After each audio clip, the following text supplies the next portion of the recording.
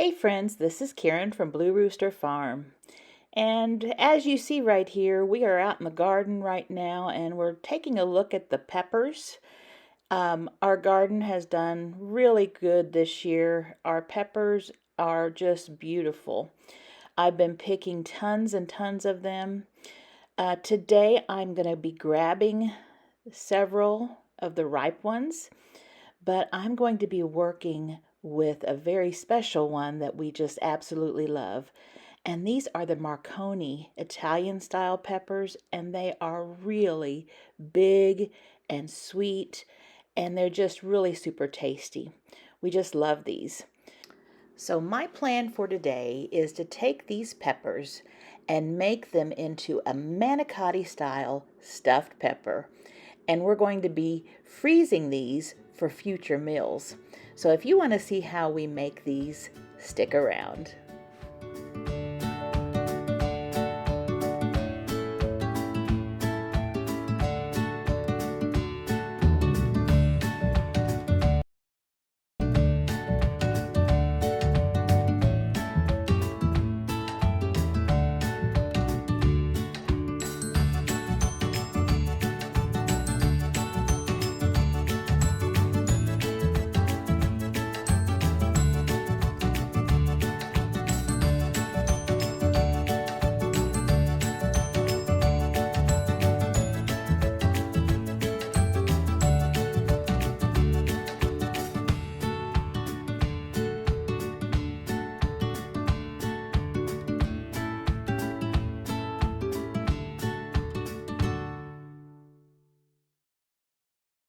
Well, here we are back in the house. I've added those Marconi peppers back into the ones that I've already had inside, and these have just ripened on the counter in my house. And so all the ones that were still green, I've just got them laid out on a table or a counter, ripening in our kitchen or sunroom. So I'm cleaning these really good, and you can see how big and beautiful these peppers are. They are an Italian style, they are a sweet pepper, and I am making the stuffing for them.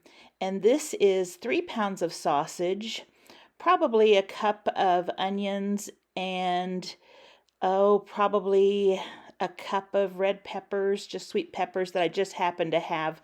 I was working up some other things and I had some leftover red peppers, so I just threw those in.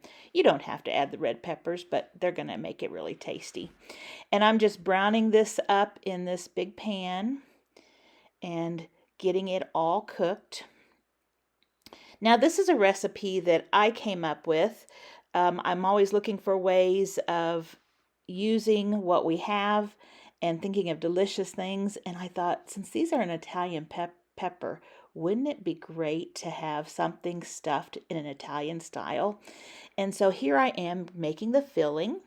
I've added 8 ounces of cream cheese, and I'm just making sure that's all smooth. It needs to be room temperature. If it's not room temperature, it is not going to be smooth. It will be chunky and it's really hard to mix.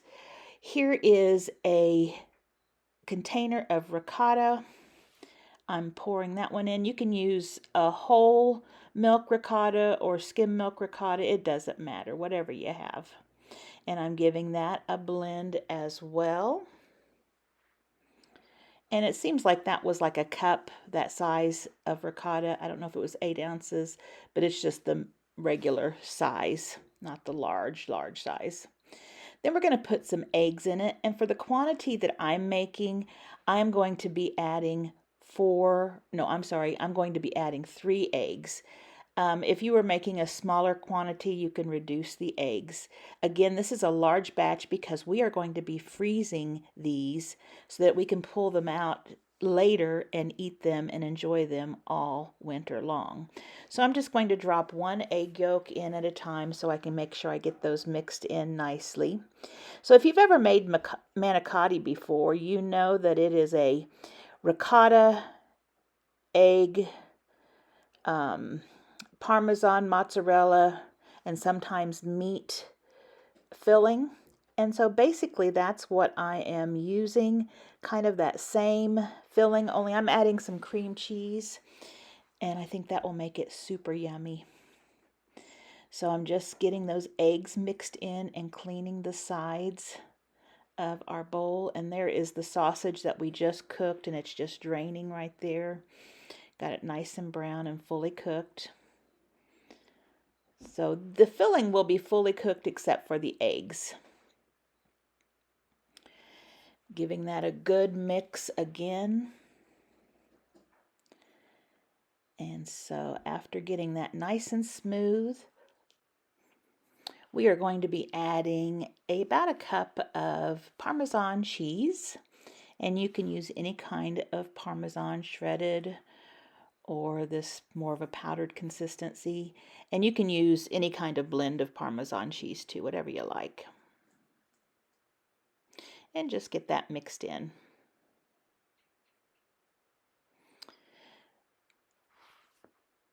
Then we have some regular black pepper, just put in however much you like. I just gave a nice big pinch. I've got some garlic powder here, and I am going to add about a tablespoon of garlic powder. If you wanted to add garlic into your meat, that would have been fine too. You could have chopped up garlic and added it to your meat when you were cooking it, and that would be good. And we're going to add just a little bit of red crushed peppers, and this is a teaspoon, and that's a very small amount considering the amount we are making.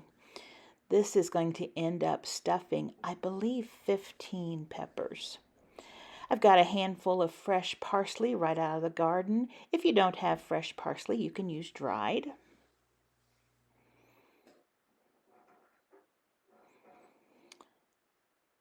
And then we're going to get the sides cleaned off, making sure everything's mixed up nicely. And this could be mixed up by hand too. It's just always so nice to have this mixer.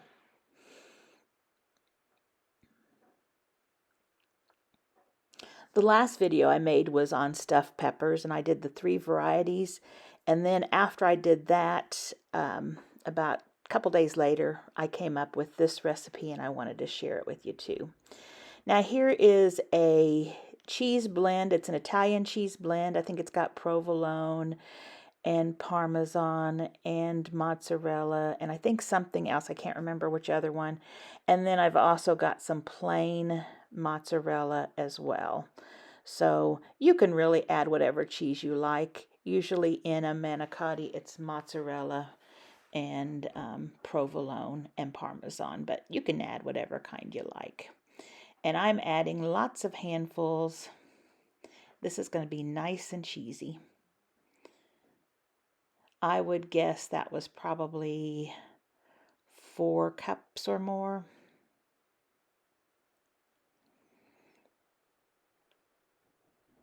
And just getting it mixed.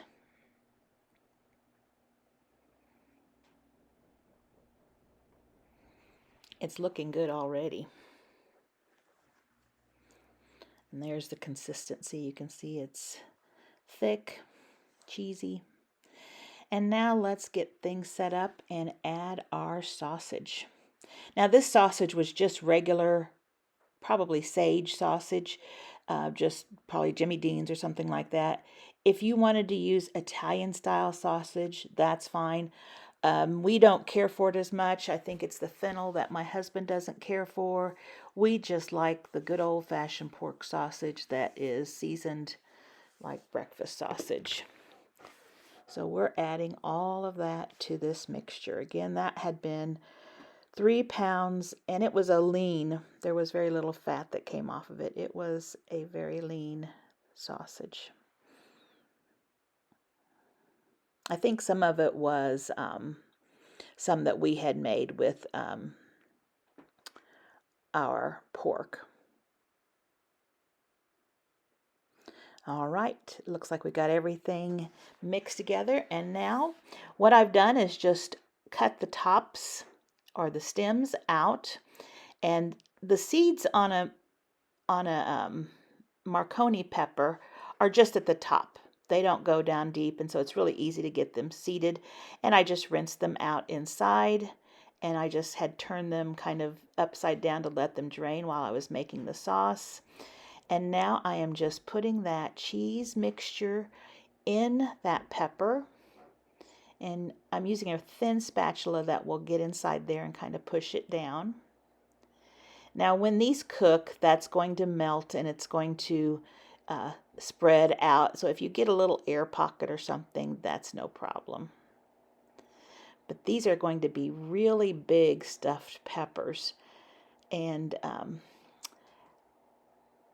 I was thinking that what would be a really good way of eating these would be to roast or grill them and get them nice and bubbly inside and the skins on the outside nice and blistered, and then lay one on top of a pile of freshly made spaghetti pasta, and then top with some tomato sauce or spaghetti sauce, and that would be a really good meal.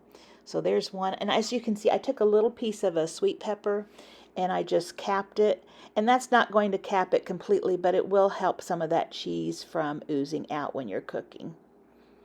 So we're going to do some more here. I'll do another one. Just putting that in and stuffing it.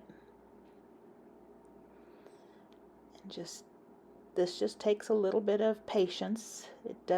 It's not difficult. Just take your time, get it in there, and it is well worth it. And a lot of these are really crooked, or they close up, they kind of pinch up a little bit, so you just have to work. They're very they're not fragile. You can push down in there without worrying about it. They're very thick skin, or very thick walled, which is a great thing to have in a stuffing pepper. So we'll just get that filled up, and we're going to do the same thing with this one. We're going to take a piece of sweet pepper and just put it on the top to close it up. I'm laying these stuffed peppers on a parchment-lined roasting pan, and I will be flash freezing them, and it'll probably take all night to freeze. And in the morning what I'll do is I will put them in vacuum sealed bags and then put them in our freezer. I'm going to put 2 in a package because it's just Andy and I, and that will be perfect amount. So here we have our stuffed peppers. There were 15, and this is before I freeze them. I'm getting ready to take them out and put them in the chest freezer. And here they are, all frozen, and I'm getting ready to package them up. And they're so big that I think Andy and I could probably share one, and with a package of 2 we could have 2 dinners. But they look absolutely delicious right there, and here they are all packed up, ready for the freezer. Now if you don't have a vacuum sealer, you can just put them in Ziploc bags and take as much air out as you can, and that will be fine too. But these are going to taste so, so delicious. I hope you liked this video. If you did, please consider subscribing. Also, like and share, and if you have any questions, leave a comment. Thanks for watching, and I hope to see you back here soon. Bye-bye.